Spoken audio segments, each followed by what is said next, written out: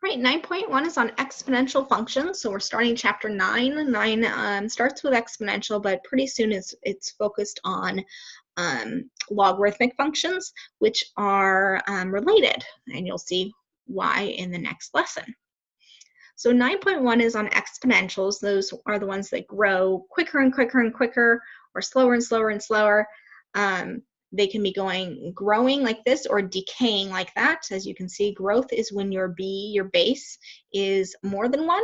Decay is when it's less than 1 for the absolute value, meaning it's a fraction. There's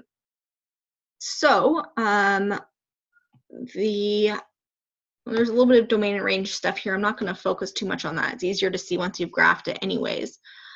Here I have 3 graphs. I have kind of a typical one for exponentials, 2 to the x. So you can make a t-table when you're not sure how to graph something, but it's also just really good for exponentials in general to do a t-table. So your exponent is the unknown, is the the variable is your exponent. That's what makes it an exponential, is when your variable x is the exponent. And so I change it from -3 all the way to 3 and find the values and plot those, and I get this blue curve here. It grows quicker and quicker. The slope is not consistent. Slope between these two would have been 1. The slope between these two is 2. The slope between these two is 4. So you can see the slope basically is doubling each time. It's not a consistent slope like a line would be. And you can see here it's doubling each time because the base is 2. With the green one, it would be tripling because the base is 3. So you keep multiplying by yet another 3 as you go down here. That's what exponents do. And then here we have a negative. So you need to follow order of operations. So you have to do your exponent and then multiply by this -1, or then take the opposite. If you wanted the negative to be part of your base, you'd have to put it in parentheses. So because it's not -2 in parentheses to the x, this is 2 to the x's opposite. So it's just the opposite of what you had over here, or you can do your arithmetic all over again, but it is just the opposite of 2 to the x. So that means it makes it go down. So when your base is being multiplied by a negative. So the base is 2, but because it's being multiplied by this -1, a negative, it's going to make it flip down. So whenever you have that negative, you're going to see a lot of the time it flipping across the x-axis, as you do here. The next 2 graphs, here's one with a fraction, so you can see the decay, it's decreasing as time goes on. We normally do this in terms of time. And then you have e to the x. E is about 2.71828. You can find that on your calculator. There is an E button. Sometimes your scientific calculators have 2 different E buttons. That can be a little bit confusing, so just be careful which one you use and how you use it. But you should test it out, make sure you know how to find it. E to the x, it would be e to the first is what e is. So there's that 2.71-ish. And I just did it, looks like to 1 or 2 places here, because I really can't be more accurate in my sketch anyways. So here it is, 0 was 1, because anything to the 0 power is 1. 1 to the, e to the first is the 2.7-ish, so I just graphed an approximation there. When it was 2, it was about 7.4, so there's about 7.5, so 7.4 is about there. Connected them. There is no way to get a negative, so I'm making this curve get closer and closer because I'm getting smaller and smaller and smaller fractions, but I'm never going to cross. That's important when we talk about domain and range.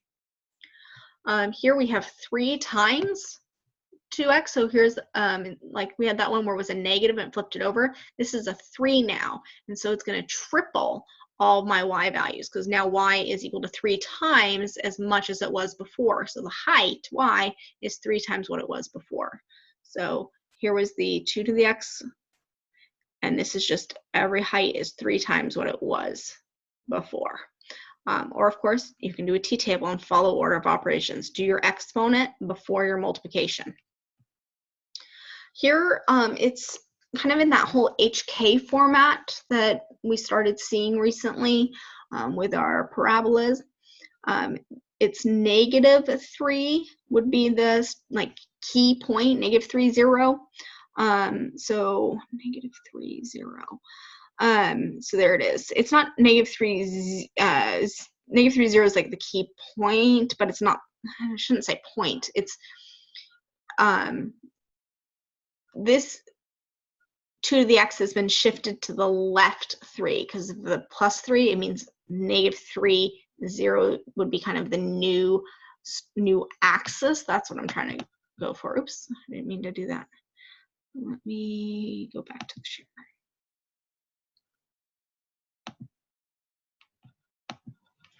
I wanted to annotate it. So let me draw that in briefly here. So it's that -3 and 0 is where your shape is shifting its shape from. So normally, again, it was here, we're just shifting it to there. So even though I said like -3, 0, that's not like the key point, that's the new center or the new axis location. And then from there, it's that same shape where you're actually up 1 unit, because anything to the 0 power is 1. So t-tables can be very helpful. And then let's look at a few more. So clear that. Here it's 2 to the x plus 3. So it's like 0, 3 is the new axis. And so again, you're still going to go to 0, 1. You're going to still go up 1 for that, what we call very key point, because anything to the 0 power is 1.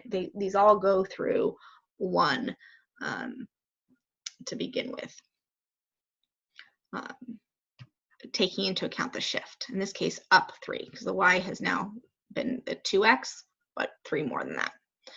And that's why this asymptote, we couldn't have anything that was a negative for the answer. We just got smaller and smaller and smaller fractions. Well, if we shift everything up 3, then we can't have anything go below the 3, and so it's just getting closer and closer to this. So that's called an asymptote, where it gets closer and closer but doesn't cross. You'll learn more about when they can't cross in pre-calc, because there are situations where you can cross a horizontal asymptote like this. You can never cross a vertical. And then 6 has a little bit of both. This is to also show you that there's a problem in your homework where it's like this. This is not really in the HK format to have the constant here. So if you just move it to, instead of -3 plus this, you do this minus the 3. It's still the same expression, but now you can see kind of the HK a little bit clearer. So we're going right 4 and down, because it's negative, so we're going to think of it as 4. So right 4 and then down 3. So right 4, down 3 is the new origin. Let me draw that new line in again. So we have it right here.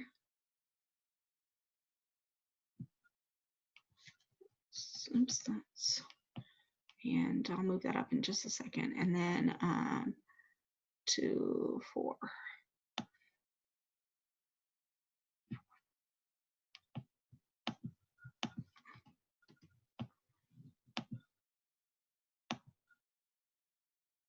There we go.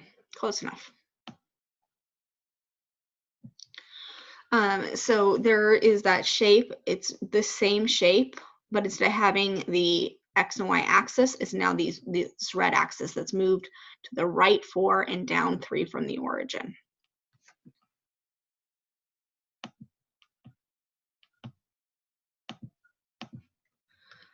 So what if you have a negative exponent, just like you did when you were dealing with negative exponents? Back when you're doing exponents, you can take the reciprocal and make it positive.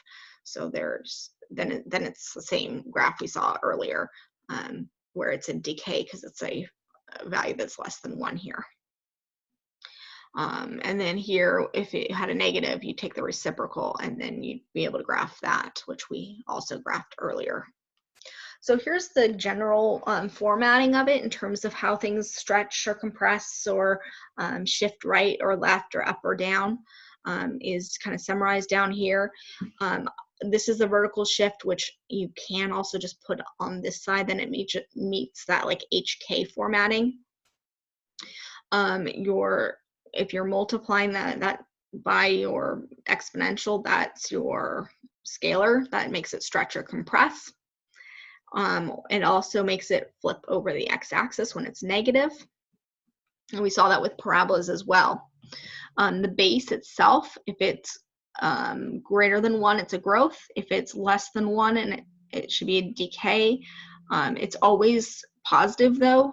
If it's a negative, then it's really the C being negative. And then x minus d, so because it's the d is, if it's positive, it's right. If it's negative, it's left. But because of this minus, basically, if you see a positive here, you'll actually go left. And if you see a negative here, you're going to actually go right. So just be careful whether you're looking at what d is, with a minus being in front, or if you're looking at the value that's being displayed, which is how we typically do. So it's typically the opposite of what you see when we did that HK thing before. So that is it for 9.1. All right, have a good night.